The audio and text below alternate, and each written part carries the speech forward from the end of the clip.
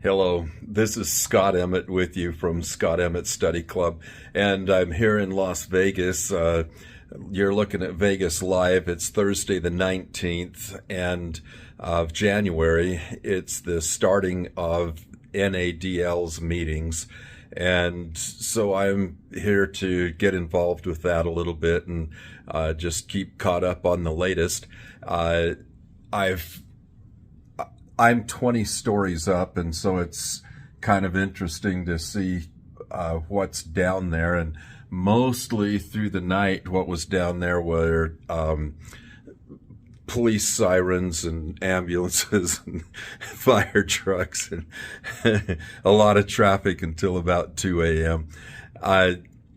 I've had several requests, and we put out a little booklet on it, but I'm going to talk about surviving the recession. And, you know, the recession is a funny thing because anytime that there is a recession in the last 100 years that they keep track of this kind of thing, every recession has ended within 3 to 18 months. And so I want you to just keep positive about this, because the fact is, if we go into one, we'll come out of it. It's really that easy. Now, some people are saying this is going to be worse than any depression we've ever seen. We're going to lose everything. You know, this is going to be the most awful thing in the world. And you can go that far and believe that kind of thing, but I don't, and most people don't. One of the problems is the news and social media, and they're throwing a bunch of stuff out there for us to just I guess get excited about and listen to them and make sure that we tune in for the next one.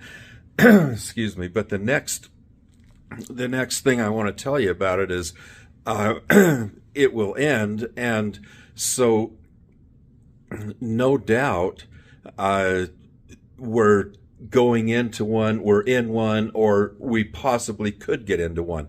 The thing I wanted to tell you is there's a committee who decides if we're in a recession or not. And the funny thing is that we can have a low gross national product for 2 or 3 months. We can have bad unemployment. We can have certain things happen. And these all are indicators for a recession, but we're not actually in a recession until this. There's a committee that are just set up to tell us when we're in a recession.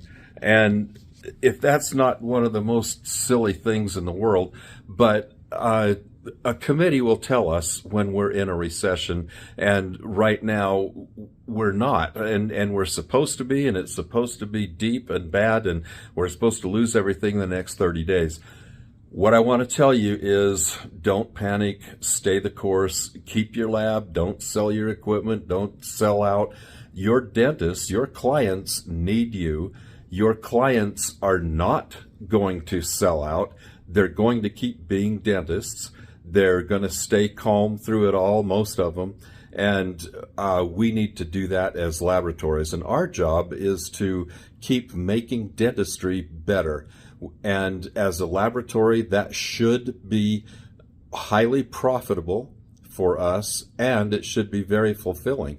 It should be a fun thing to make dentistry better and to keep up with the latest things in technology and techniques and what people are doing and new things that they've found. And that's one of the reasons I'm here in Vegas at this meeting, is because the NADL is really solid on some things, and they've put out some really great publications and solid stuff for dental labs. And so I would urge you to be involved with that. Now, let's talk about surviving a recession, and here's the real way to do it. This is how you survive a recession. Start by getting your finances in order. And I mean, some of you have this down pat, and so for the next 2 or 3 minutes, I'm not really talking to you, but some of us don't. And this is what happens. I started saying, okay, we need to get our finances in order. We need to first, let's look at the bank account. And there's a whole bunch of stuff that just draws out automatically every month. And let's track that down and make sure we know what every one of those are. Well, there was $700 worth that I just told them to cut. And some of it, one was a service thing on a big printer that I have not had for 2 years, and I've been paying on it. There are, your typical Netflix and music channels and all of that, and some of that you might want to keep, but you certainly want to be aware of all of it. And then there's other things like a car payment that kept drawing out of mine, even though it was paid off, and I went and got that money back. So just make sure you know what's drawing out of your checking account, and it's a really good time to look through and see, what are your biggest expenses, because that's where we're going to cut a little bit of fat and do it right now. So your biggest expense right now is probably employees, and then supplies and zirconia. So let's talk about employees.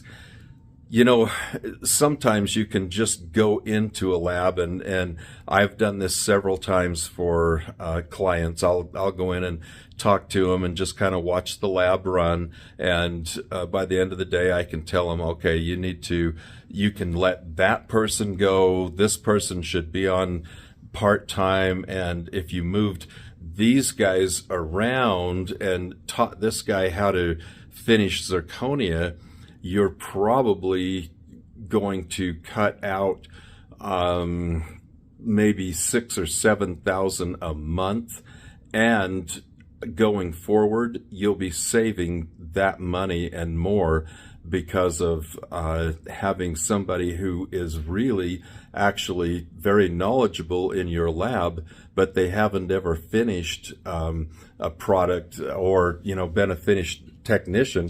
But the fact is, that's a much easier now because things are different now that you design and mill. You can design that contact to almost just drop in. They don't have to grind and get a contact perfect. It's almost going to drop in. It should be contoured correctly. The margins should be amazing. They might need to rubber wheel those down to sharpen them. And you can always just clear the occlusion.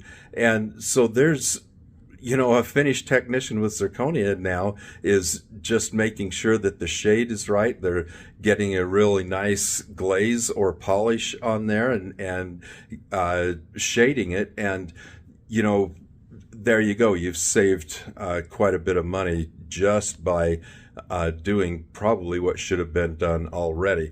And with zirconia or any supplies, all of your inventory, use it up. Use up what you can, and then don't stock out there for 3 or 4 months or 6 months, or, I bought this because it was on sale and I have, now I have 7 C4 pucks, and you won't use them up till the end of the year. Have your supply company bring it when you need it, and have them stock your zirconia. And as we go into a recession, if that's what we're doing, save your money. Cash is king. So now we're looking at just putting your cash aside. Save it, because that's going to be what saves you.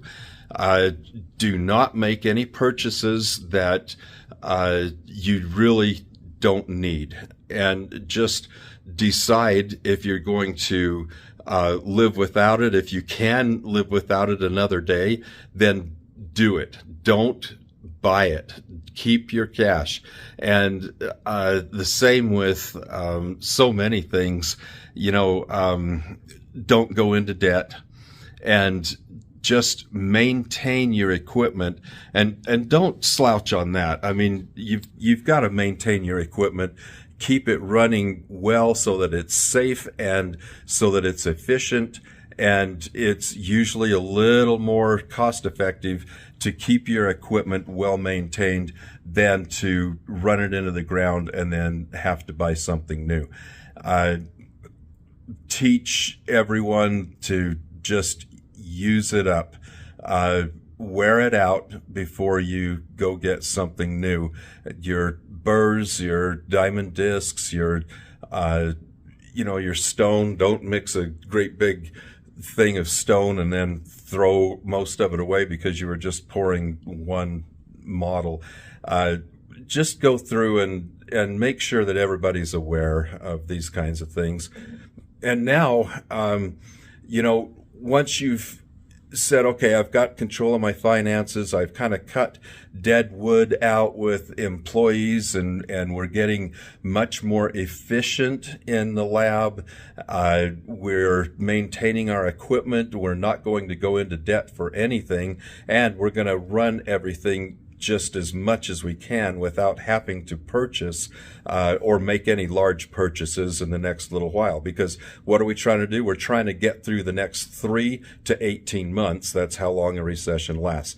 Those are the top things. Those are the main things. And really part of it is just no secret at all. And some of it, not secret, but we should be doing that every year or two in our lab anyway. Look around, cut the fat out, run nice and lean. That's how I made it through every recession since 1982. I have had a dental lab, and I've just made sure that as I saw that recession coming up, we would get real lean. And every time, I never even laid off an employee. We didn't even know there was a recession. We went through it just fine. Our clients, our dentists did just great.